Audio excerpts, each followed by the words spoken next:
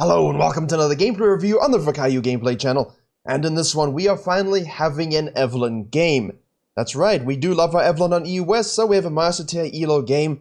If most of you aren't aware, my main channel first got its first big boom at the end of 2017. The Evelynn Season 8 New Rune Rework Guide. That one just absolutely ballooned and gave me like thousands of subs in a few days, and really enabled us to be here today. So, as someone who has played a lot of Evelynn, I'm always in debt to the champion for that. However, this game, this Master Tier player, fresh Master Tier Evelynn gamer, had another Master Tier jungler against her, a galloping speed horse. Runes on your screen now, nothing out of the ordinary. And I actually played with this Evelynn, got randomly matchups in solo queue twice against her, really easy to track, couple pathing errors, and then with her was able to basically she got super fed and did insane amounts of damage. So we're going to follow this game through and see exactly how you can have super high kill participation as Evelynn, and basically take over a game through this pressure, this map pressure that, you know, when the enemy doesn't know where you are as Evelynn, you could be absolutely anywhere. You talk about late game, for example, while she does the clear here, you talk about late game, you know, imagine everyone's coalesced in the mid lane, you're defending a tower, and you don't have wards or control wards or what have you. Evelynn could be literally anywhere, and you have no idea. It's a big question mark at every point in the game. And so that kind of pressure, you know, is only as good as the Evelynn player is and how fed you are. So we need to make sure that we navigate the early game with caution. We're very patient throughout the game, and when we have an ADC who perhaps, you know, intercount, plays towards the name, and the rest of your team just aren't on the same wavelengths as you, you can still actually end up taking over the game. We've got a QE here. You know, usually with Gromp I still kind of prefer the W, for one reason only. If you get randomly invaded here, you are dead. There has been no vision control. You are against a Hecarim. That's not going to happen as a Hecarim, right? You are most likely going to be fine. But against a Graves, against a Jarvan, we're seeing a little bit of a resurgent for our Crown Prince with his annoying voice and annoying face and his posture that goes backwards like this. You know, what if they solo this and just run up and kill you? I mean, I've seen this happen, and it does happen. There's been no early game vision control here. I don't like this as Evelynn. You know, if we reverse just a little bit, right, she's doing the blue, you can see, okay, bottom lane hasn't showed, top lane hasn't showed, Camille shows on the lane, Karthus shows bottom lane. You actually don't know where the Hecarim is beginning at all. We have no idea where he is. He's soloing the blue, right? But you don't know this in game, and that's what's very important. What if he just decided to go and trap you here? You have literally no clue. So level 1, we gotta slap down that ward. Usually for a farming jungler, if you want to sequence up, put it here at 1 minute, protect yourself against any undue infections, you know, mask up in-game. And I was scouting a few Evelynn games, even in Challenger, and Roulette played a Challenger Evelynn game, and literally did the same thing. Except because it was a Challenger Graves against her, he just took the red, trapped here, and Roulette died. I mean, this is so avoidable. Slap a ward down. If you see an invade, you can flex into your vertical jungling. If you have Supreme Lane Prior in 2 lanes, you can 3v1 collabs. You have options. But at this point, you're playing blind, and you're giving advantages to an enemy should they want to cheese you. And you can always say, oh, I got cheesed, that sucks, but why are you giving them this opportunity in the first place? Right. Also, you know, I understand, or in general understand, if you're against something that can invade you, having a flex in your clear is very important. You know, just sequencing up 5 camps is so predictable and easy to counter invade. What you could have done is always start on your Raptors. You can go leashless, you throw a bit of a curveball into their tracking because now they don't know where you began. It's kind of obvious, but you can solo blue. Don't recommend it. You could easily go buff red if you're really concerned about some kind of cheese and you had no idea where they were. Is it ideal? No, but it does give you a nice top to bottom sequencing afterwards. So Evelynn mains kind of have this formulaic cookie cutter way to play the game sometimes, and it's just not the reality of it. Sometimes you have to think outside the box to mess with the enemy jungler. Now, this is my problem with that E second. You know, look at the HP. What if Hecarim had just done blue Gromp and was setting a trap? You have no idea. You're gonna get absolutely annihilated. Now, fortunately, the regen, the smite, everything on Raptors is good. We're safe. We're feeling safe. I don't know. I would feel extremely nervous. And this was the thing when I played against this Evelynn. There was just such predictable pathing to blues, to Groms, to invades, and people were able to invade and punish it. Good ward though. If you're gonna, you know, do this, you might as well ward late, kite it up. That was good, you know, because you don't know. But I feel like this ward now gives you no information. It protects you, but it gives you no information, and it gives you information too late for it to matter. Because if you see the Hecarim charging and galloping into your face here, and you have no mid-prior, here we're okay, but even though the fizz is kind of low, you know? The fizz should be fine, but it's a Camille pushing in a Nasus. You probably have to give it up, which is not what you want to do. Anyway, consider all of those things if you're playing Evelynn, please.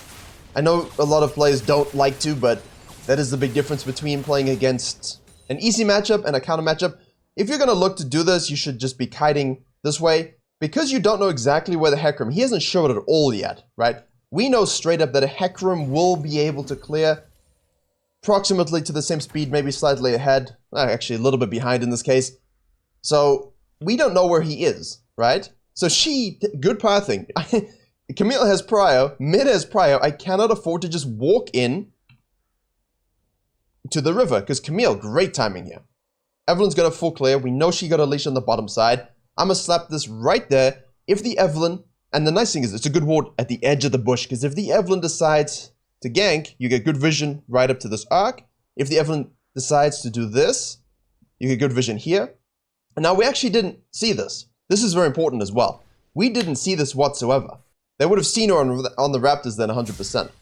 You know, that's something I didn't know, you didn't know, and none of us on the red team would have known because we weren't tracking or paying attention to mid lane wards or any other wards. The Zoe just slapped it over the wall here. This is just such a common practice. So the Camille, then everyone knows where the Evelynn is, but you have no idea where Hecarim is. And it's a problem. It's not good. I mean, a good jungler, challenger jungler will abuse this all day. Good pathing here though, very nice. Still don't know where Hecarim is. Hit the plant for vision. The fact that this is up tells you exactly what he did. There is no way in the horse's hell that he hasn't taken this crab if he started on the bottom side and did a full clear up. That means, you know, 4 minutes, or if he soloed, because you know he soloed 4-5, 4-10, you know, what have you, depending on the champion, this will be spawning, and that's a tier 2. This will be spawning, that's a tier 2. You can always counter jungle that, and it's something I would be thinking about, because at this point, you know exactly where the Hecarim is. Alright, and I don't see, okay, for some reason there's no information in the chat whatsoever, alright? I don't see any pings. And what is this ward by the Fizz? You know? Like, what's this gonna do?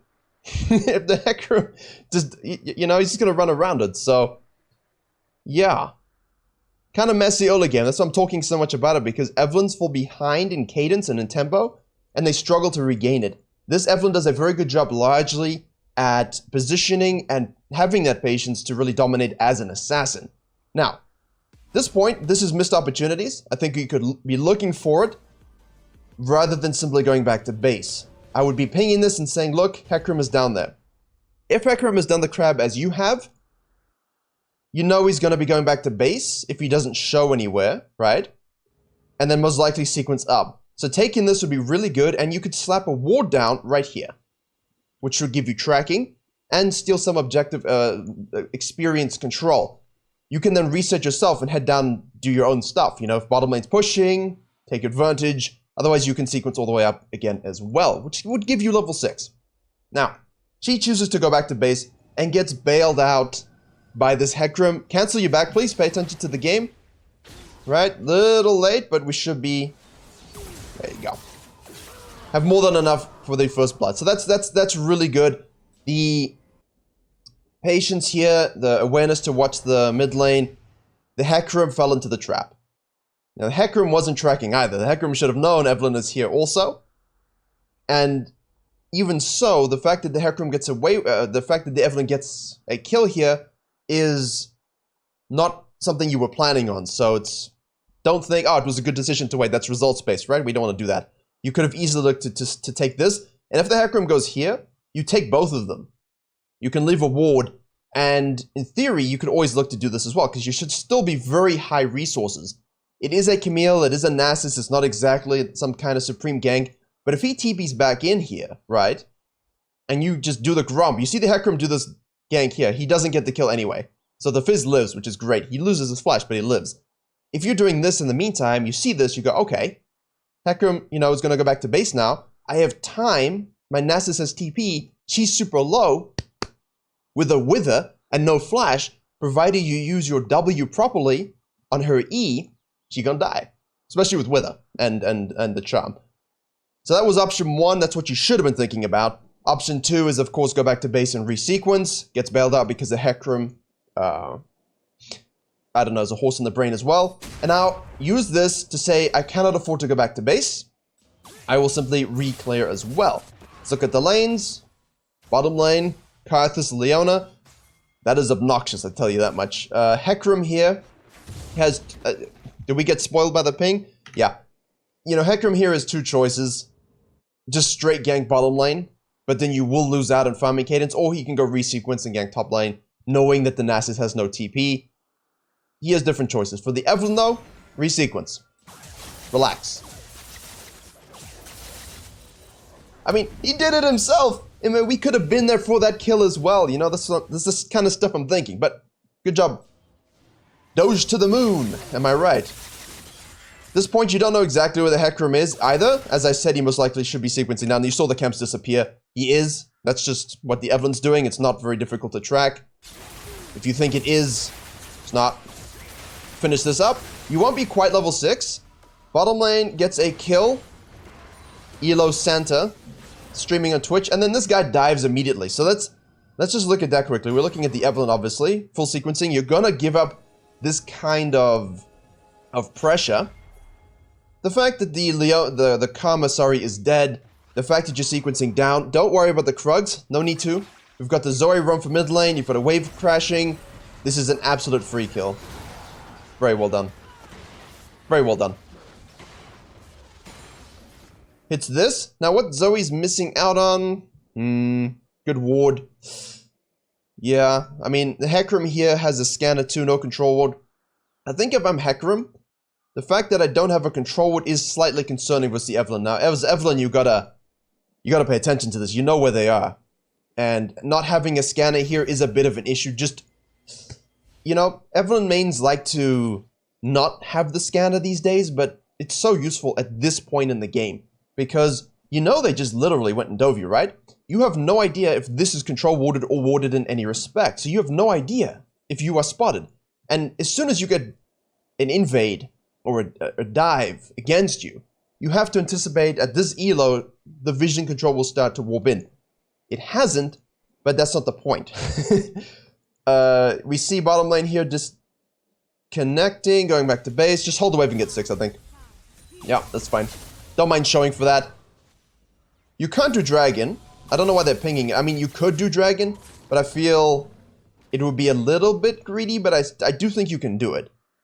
The only concern, again, is control ward vision. You don't have a scanner, you don't have control wards, you don't know what is being seen, and I think the restraint here, because of that, is good, if that was the reason for the restraint.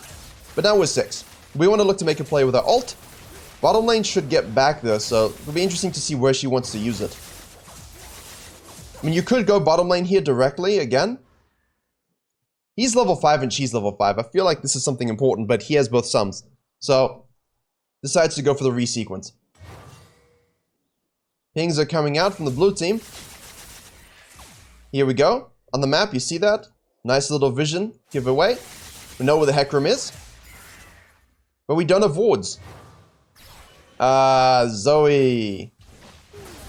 Good job, Evelynn. Bad job, Zoe. Good job, Evelynn. No respect from the Zoe. I mean, Evelynn mains. Don't even need your ultimate. No respect whatsoever. Hecarim should be in the area, though. Push the wave. Good. And now goes down. At this point, the Hecarim, because of that vision, should be on the top side, as we see.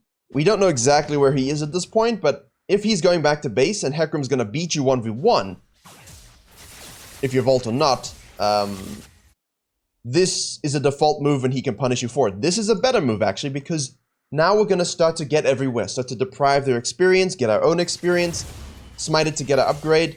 Good control ward here. Right, what vision does blue team have? Pings are coming through. They actually kind of... You see this? Look at this. I mean, there's... Where is Evelynn? She went down. We saw this from mid lane. She went down, but is she here? Is she here? Is she here? Is she here? Is she already in me? And that's the threat of Evelynn. Very nice. I like it. But be careful, because you do not have prio. Careful. There you go. Good job. Wait for the passive. Avoid it. Now we can try something. You want to get on the map with your ultimate. That's the most important thing. If you don't, you're wasting it. It's a game changer. He does have flash and exhaust, though. That hits.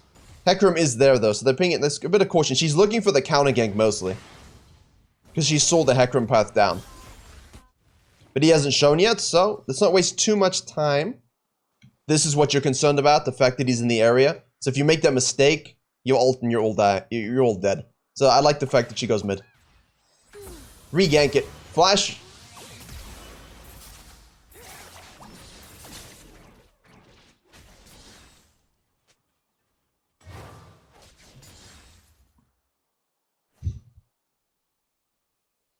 Skillful.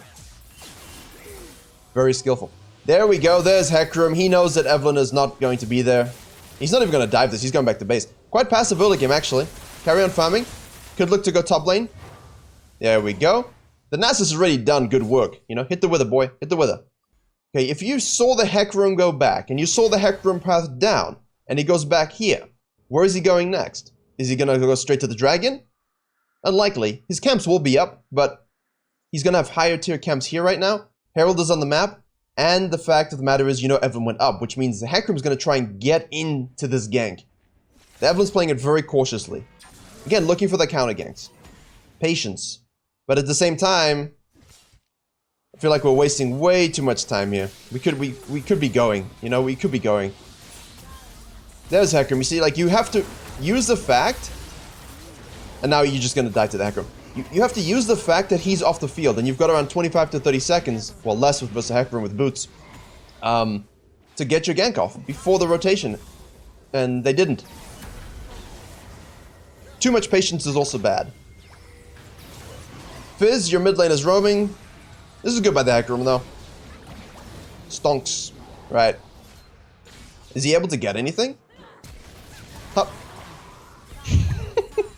All these champions, you understand as someone who plays Volibear and Zyra and Ornn, why it's very, very difficult.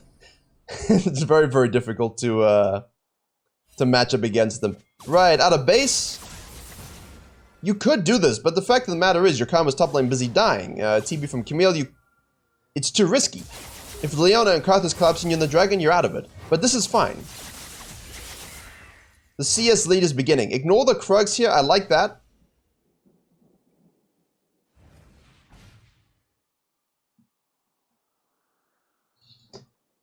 That's tragic.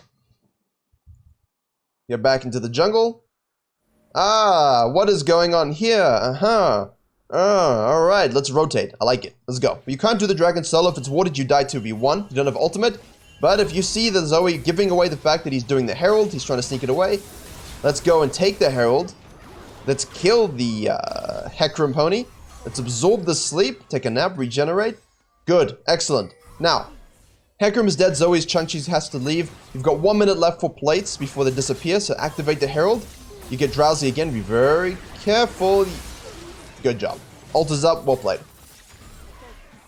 Too often I see Evelynn's not even press the R in time. People hold their ults way too much. So, very patient early game. Now, you're going to say to me, I'm sure some of you, because Evelynn mains can be a bit of a cult. Sorry, guys. Oh no. Night Harvester. Yes, you can go Night Harvester. It's better for the multi-kill. The damage proc is very useful. I know people like to go Lich Bane into decap as a mathematical powerhouse. Raw AP scales so nicely. You get the, what I keep wanting to say accentuator, attenuator. Alternator, that's a text tech alternator. It's one of just those things I always forget. I know it's something like that. You have that, you can kind of sit on it, go into Lich Bane, go into decap, and you just never finish your mythic. Obviously, Proto Belt enthusiasts exist as well, which is better for mobility, single target, annihilation, and so on. But all of these are viable ways to play Evelynn. Okay? All of them are viable ways to play Evelynn, and sometimes the way you play the game has different spikes. And the itemization can match those spikes better or worse depending on what it is. So in this case, this Evelynn loves Night Harvester and it suits the playstyle. Climbed very well with it this season. Does go Lich Bane as well and decap, obviously. Where else are you gonna go? Imagine needing void stuff. Imagine tanks having items that would demand the enemy need void stuff. But I'm joking. Void stuff is like true damage on squishies. Just before people start raging. Okay. Solo wandering the area, flanking, keeping hover distance. This is very good. Pony! Dead. So what you're seeing here is, because the bottom lane basically is literally inting, the ADC at the very least, 0-3-0, top lane has died, mid has done a decent job but isn't exactly 1v9ing. When you have the enemy bottom lane or lane swap to this, the worst thing you can do is simply sequence and ignore it. What the Evelynn was doing here is taking plates, pushing towers, and then hovering with these inner camps. You know, you can take this, wait here. If they dive or do something, you can go in, you can ult out. If nothing really happens, you can float, you take this, and as soon as something does happen, you're right there to capitalize. Do your ballet moves again, get a few more kills. Rooted.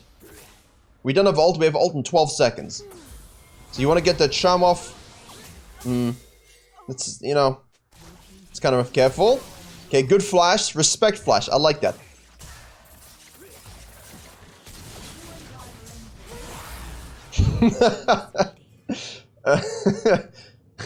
Welcome, Senna decided to play the game. Not that it was really necessary, but Camille, good champion. Very balanced. Use your passive for regeneration. Not enough Evelyns do that. Okay. Now we farm. The fact that no dragon has been taken at this point is good for Evelynn. He did the right thing here, knowing she was low and not going to be able to do anything about it, to go and take that, so that's well played by the Hack Room. Zoe is now taking turns killing the Senna. Anyone want a free kill? Go kill the Senna. Well, she does scale. Take your camps again, they just respawn. Take your Grump. And all the time you're doing this, you're looking at the map. And now this is when I don't like this. This is absolutely pointless. You should have a blue trinket if you're looking to make picks and you are really winning. You should really have a scanner on your camps and around the entrances, just because as soon as you take a camp and walk, they can see you, and that removes the whole point of Evelynn later in the game. So keep that in mind. I don't like the idea of having a yellow trinket this far into the game as a jungler, nor as Evelynn specifically. But when the enemy team doesn't respect you, and you have Lich Bane completed, and you have Night Harvester completed, and you have 8 stacks in your Dark Seal, what can you do? Okay, so that's fine. And brilliant. Now, you might be thinking, what are we looking to do for the rest of the game to really keep this up? You keep doing this. The Senna is currently free farming on the bottom side. And this is what Evelynn players don't do enough of it in lower elos. You get fed, you make this play, and then you're like, alright, great. Maybe I can kill this. No, it's Camille. Alright, nothing, reset. You know, there isn't this continued pressure. The fact that the Senna's pushing means it's going to draw attention, right? The fact that the Karthus and the Leona are dead, you click the level of this, level 11, so it's below you. You could take it. She does take it. Quickly though, we want a passive to come up again. Let's hover here. This is great. She was just chilling on this tower. It was, you know, you could be freezing, what have you. She hasn't even completed her Kraken Slayer yet. Let's sit between the towers. We just killed the bottom lane. They will not be able to resist trying to kill the Senna. Trust me. You've got the deep vision if you need to disengage. There you go. I mean, do this every game, guys. There's always going to be this opportunity. There's always going to be this opportunity to do so. I mean, extra 173 damage is all you need to annihilate them. Hecarim rotates, he's late to the ball game, doesn't matter. You could overstay for this, but I'm sure the Senna has a lot of gold at this point. Probably has the item. Yeah, definitely. Definitely. Same thing again though, use your camo, float up to the mid lane.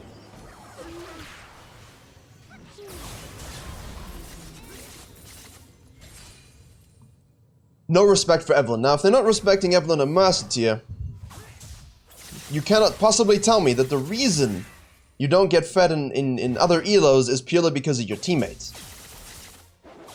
This is literally just farm, don't go too far from where the play is, and flow around the map. You know, we took some camps, we killed 2 people, I know they're going to respawn, my bottom lane is pushing, I took this information, get some deep wards with my support, take this camp, cheese them over here, detach, see Fizz is fighting the Zoe, go and kill the Zoe. Now I'm done with that, I can simply sequence around again. It's all about rotations, patience, and really sequencing your camps while there's downtime or while you're on your way to do something. And because this game, I mean, look, they're still down 1,000 gold, right? This should be a Mejai's. Okay, the objective on the map now is the Herald. We want to look to secure this. You do have... Don't... Okay, good. I was going to say don't hit it, but my mind was thinking about something else. I had a bit of PTSD from the other day. Control wards around a Baron, trying to sneak it away, and then someone hits them. Like, we're sneaking the Baron. Why would you hit the ward? It gives vision. They didn't know. So, I had a bit of a, a reaction to that.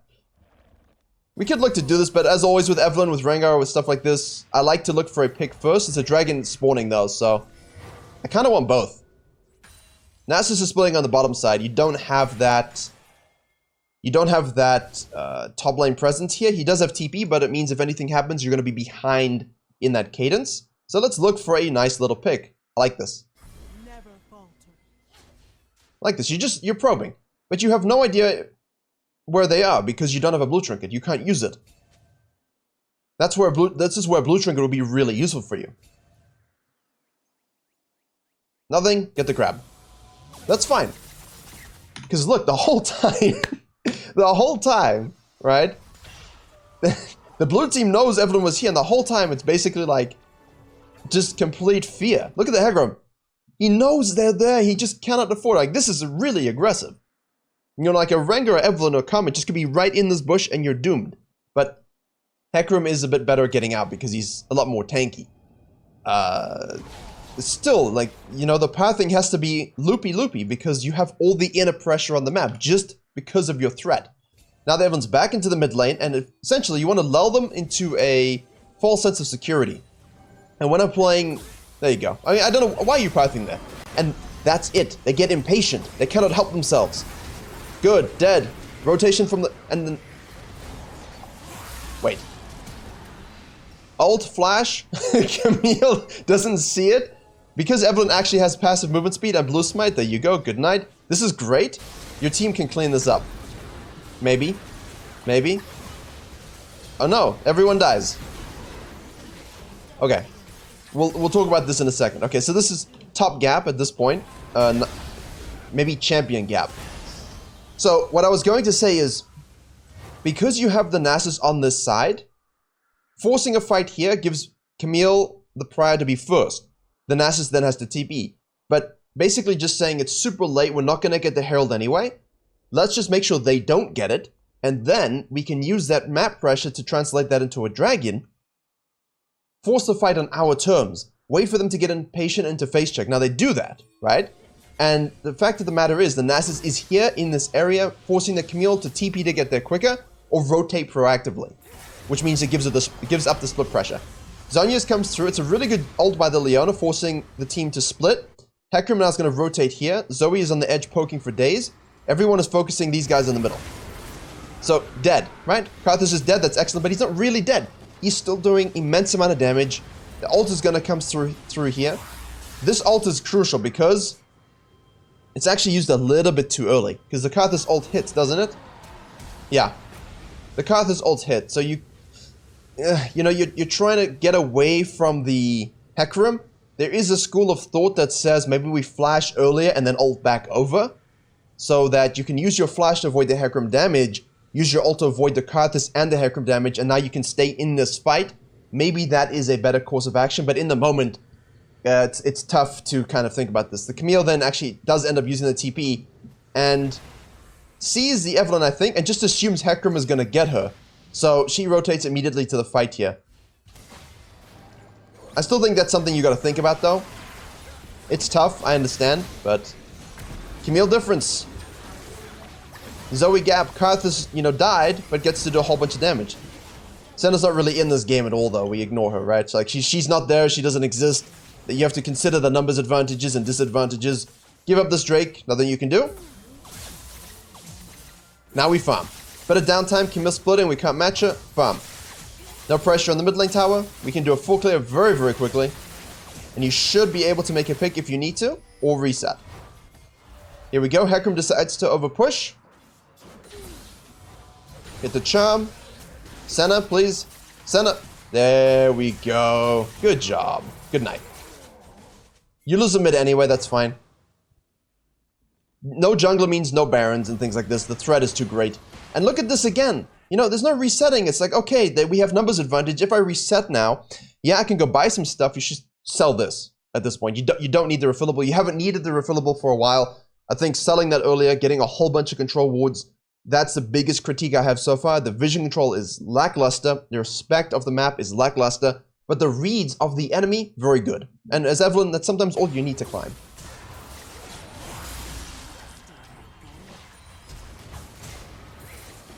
I know you guys don't like Zhonya's, but if the Karthus doesn't have it, he dies freely every time, so it's necessary. We do get his flash, though. Senna is activated. Good. Because you took 2v2, you have numbers advantage elsewhere. Camille is resetting, so she's not exactly in the fight. There she is. Good. Good. Get the damage. Force her to use spells, and then use your charm afterwards. She has no flash. Free Baron. If the Hecarim... The Karthus all comes through, the Hecarim rotates. Just kill him, please, guys. Everyone, just kill him. Don't 50-50 this. He is a strong champion. Kill him. Before... And finally, there you go. And now you got a free Baron. And that should put you in the driver's seat. That should put you in the driver's seat. All of this is patience. All of this is reading the map, understanding where they're pathing, when they're segmented and not grouped. That sometimes you just have to stay out a bit longer. Now she can probably go back and get like a... Nah. Death cap cost $1 trillion at this point, so... Sorry, 1 trillion gold. Or Bitcoin or whatever your currency is. Is she trying to... get decap in one buy? Is this a YouTuber 3.8k gold challenge? You have Baron. I don't like farming here and resetting. I mean, this is dumb. Because you have Baron, pressure. And I understand the desire to sequence, but you're not gonna get that gold, right, in one full clear. You're not getting 1,000 gold in one clear. So, this is fine, but now your whole team is ready to pressure with Baron, except you're not there, and you already could have gone back, sold your pot, and bought a needlessly large rod. Nothing was gained by staying out this long, and those camps will always be there for you afterwards, right? You're more likely to get gold by actually pressuring with the map now. Now your whole team is looking to make a play without you, and this is the biggest problem in lower elos, is this is how junglers throw, because they're not here. Like, this guy's currently dead. He's dead. With Evelynn, he's gone. And you're in the same exact position you were anyway, right? He's dead. Now you can go back into recammer, be patient, and you can probably end the game with this push. You don't even need that death cap. Now they're fighting. They don't know where you are, though. Oh, Karthus. Oh, Karthus dies anyway. I mean, she gets there in time because she's Evelynn, and the Karthus played it badly, but that's not what you can't, again, it's not results-based thinking. If you think, well, that's a good decision then, to full clear and get back in, no, because you'd be in the same exact position you are now anyway, but maybe you can ace them with better positioning. It works out because the enemy did not play it well. At this point, the difference between, you know, like D1 Master, Grandmaster, Challenger, this is all visible, I think. And now you're floating, you're just basically using your positioning. Ah, hi, Camille. Haha! Disgusting. Come on, NASA, split push pressure, please. If they engage in this, they die. You don't have ult, just be very careful that Zoe has wave clear control. I think you take this, and then you look to get deep vision, make a pick, get a dragon, standard stuff. There you go. Perfect, that's absolutely fine. Fall back, let's get the dragon. What am I watching? There you go. And now you can stack 4. So, this is also a bit of a benefit. You see now at this point, right? At this point, you can say, right, there's nothing to go buy. I don't have the gold to complete the item. I'm not going to get any stronger by going back to base. I have my regeneration. Now you can stay out of full clear or take your camps while your team resets. That's absolutely fine. Crab up. Ah, grump up. Very good. But careful, because the whole team is there and you're by yourself. Quickly join. There's a lot of dead time here. The blue team is playing super safe. The Evelynn's looking for picks. I feel like that Baron was somewhat wasted, actually. They could have taken top lane tower too. They could have done a whole bunch of things with the Baron, but not really concerned about that. The Evelynn is doing this thing where she just wants to get that item. You know? Waiting for the engage. That's good. I like that too. Because you don't want to be the engagers, right? You want to make the pick or let them engage onto you. The Nasus can disrupt. You can actually sit on the back line and just annihilate anyone that dives. This guy can hold his own absolutely fine. And if anyone gets caught up by you, they die. And then as Evelynn, you can use the in and out team fighting with your passive. Your ultimate comes up. Very nicely done. You don't want to let this go too long, though. I know the game is most likely never going to be won by the blue team, but the death cap is complete now. Managed to make one pick. They get it Baron. I don't think there's much else we can do or discuss. It's basically the same thing over and over again. Kill them before you finish it Baron, please. Don't 50-50 it. In and out with your passive as Evelynn. You see it here. Very good. Keep the karma alive. This is all that we care about. These three are your core. The Fizz isn't really an issue in the center, while big as a champion, not in this game. It's really about these three. The disruption, the peel, and of course the assassination. Good night. And basically here I think that's it. They've done it, they get the drag in, and basically now they can close. So hopefully you see how a longer game doesn't need to be longer through your backing timing and your positioning relevant to your team, but also how you need to be patient. Where are we going? Also how you need to be patient in the early game. You need to use good wards, good pathing to get yourself fed. Stay out longer than you need to, but don't greed for itemization spikes if you're not even gonna get it. Otherwise, those items on Evelynn, very good. We can look at the bonus damage here. 3,500 on Night Harvest in a 32-minute game. If you're running Proto Belt, go ahead and try and compare that yourselves. Sterix Gauge is still an item. But there you have it. Evelynn, dominate as an assassin, high KP, total map control. Thank you very much for watching. I hope you're able to enjoy and learn something. Please do like, share, and comment if you enjoyed this channel as well as the main channel. Make sure you keep your beards very sharp like Evelynn's claws. And as always, I will see you all in the next tutorial.